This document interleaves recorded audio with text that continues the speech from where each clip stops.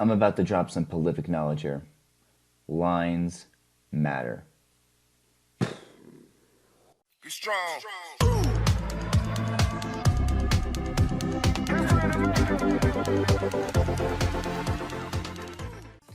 All right, so how many times has this happened to you? Hey, Mr. R. Yeah, I I finished that song that you had us do. Well, awesome. I'm glad you finished. Did you use all the instruments that I told you to use? Yep. Did you adjust the volume levels to make sure that the instruments are all balanced? Yep. Did you check the master fader and make sure your song's not clipping? Yep. Well, great, then I can't wait to hear it. Does it sound good?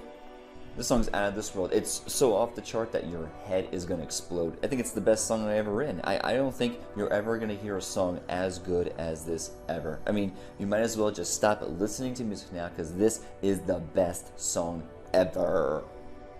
Well, that's awesome. I can't wait to hear what it sounds like. Go ahead and submit it and let me hear it. Yep, I'll go ahead and submit it right now and then your mind will explode. Woof! Awesome! Hi, I'm Mark from Modern Music University, and this channel exists to help music teachers incorporate music production into the classroom. Here, I give music production tips and band lab tutorials along with lesson ideas and templates. If that sounds good to you, then keep on watching. So I had this epiphany the other day. I had this revelation, and I kept on telling my students to create a song, create music, and I thought I was being so clear in my directions on what to do, on what instruments to pick, on checking their volumes. I thought I was giving them all the tools necessary to create really great music. And every time a student would turn in an assignment, I'd get something like this. Check it out.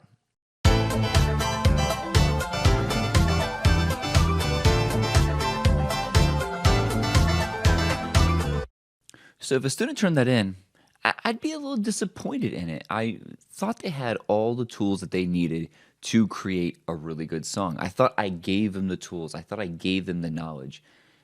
And then I realized something, that when I looked further, well, I mean, first, they chose a bass, they chose the drums, they have supporting keys, they have even not one, not two, but three lead parts. So they did think about this song. They did adjust volume levels to make sure that each sound fit really nice in the mix. And when I play it again, I mean, it's not clipping. So they did think hard about this song. So what is it missing? What's so bad about this song? What I should say, what can we do better for this song? And this is where lines matter. Whoa! So let me tell you what I mean by lines matter here. In the top part here, I want students to become best friends with this ruler right here. This ruler is essentially our meter, or not meter in a sense of volume, but meter in a sense of beats, measures, where we are in the song. Students need to understand that not every sound starts at the beginning of the song. Think of some of the best songs in the world. We don't have all songs starting at the same time and then it just repeats for 3.5 minutes.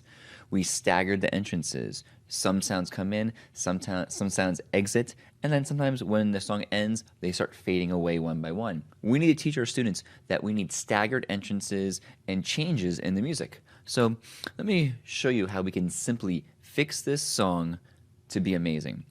So what I'm going to do is I'm not going to add any extra sounds to this. I'm not going to add another loop to it at all. I'm going to simply use what the student has already given, and we're just going to tweak it. So the first thing I want to do is I want to find my starting sound, and I already know that down here, this is the perfect way to start the sound. I love that sound. It's a great way to begin. So I'm going to go ahead and just move these sounds over a tiny bit. So now when my song starts, I'm left with just this sound. Then I know that this red sound over here is a really cool effect. So I want that to come in next. And I'm kind of using the length of the loop as my guideline here. You can see I have one full cycle of this loop and then another sound, one full cycle of this loop and then other sounds. So that's kind of how I'm going about doing this. We then can easily have bass and drums come in together. We don't always have one sound come in at the same time. We can have multiple sounds come in together. And so let's tweak this beginning here so it sounds perfect. All right, so all I simply did was I simply adjusted the starting points of each song. I have my one cool sound at the beginning, then my little effect, drums and bass. I have my keys over here coming in next, and I wanted my lead parts to be the last one since they're the lead. They're the most important part. Let's save them for the end. Let's go ahead and now check out how amazing this beginning part sounds now.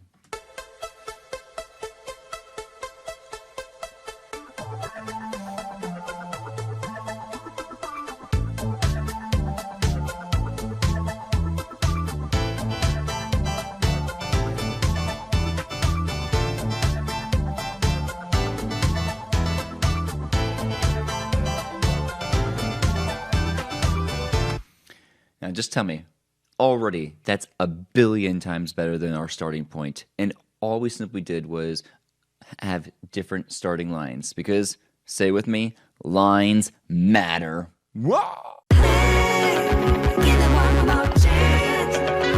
But let's take this one step further. Let's go on. Let's build upon this. We don't just have to worry about the beginning. There's also a middle and an end that we need to worry about. So let's go ahead now and start carving out a middle section. The fastest way to carve out a middle section of a song is to use this white line as our advantage. This is sort of our marking point here. Wherever this white line is going to be where we carve. So we've had this beginning part, this blue part, the sound that we use to start the song go on for quite some time now. So I kind of want it to end a little bit here. So right where these lead parts come in, I'm going to move that white line to there. Click on that blue line, because that's the one I want. And then I'm going to press the letter S. S stands for scissors, scissors cuts. And you can see now that it's separated this loop into two sections. So now I have the one section cut. I'm going to need to find an end section. So I'm going to go ahead and just find probably right over here or so and cut it again. And now I can delete this entire section. So now this sound is gone. And I'm going to go ahead and start carving out other sections, just finding parts that I don't want to hear anymore. Click on them and delete portions of it. So let's go do that right now.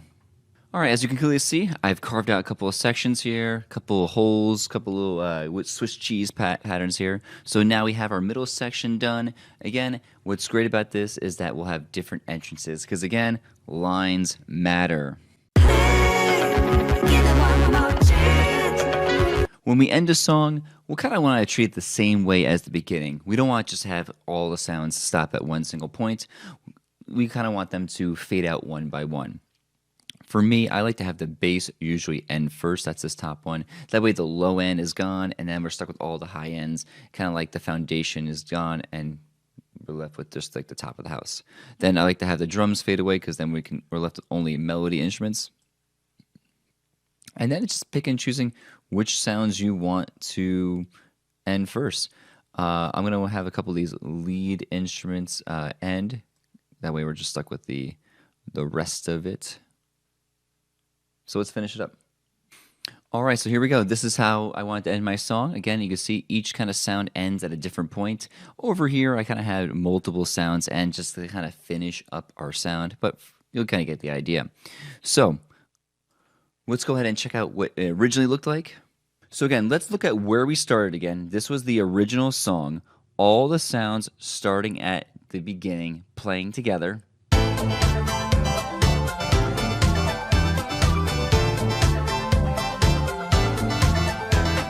Extremely boring, extremely uninteresting, nothing exciting about that. And let's go ahead and check out how we ended. Now you can already tell just by looking at it, not even listening, just by looking at it, you can tell that this is going to be a much more exciting song because lines matter.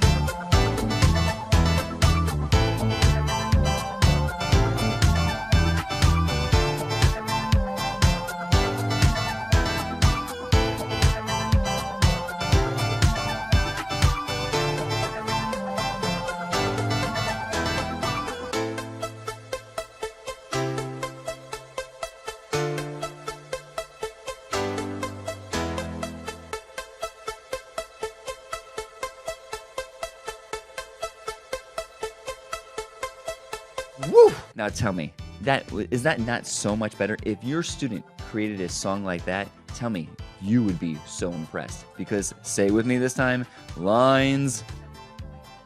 Oh, you know you said it. You know you said it. Oh, fabulous.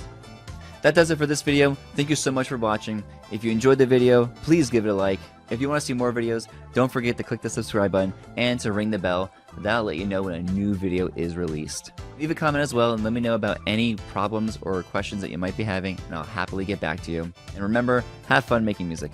Take care.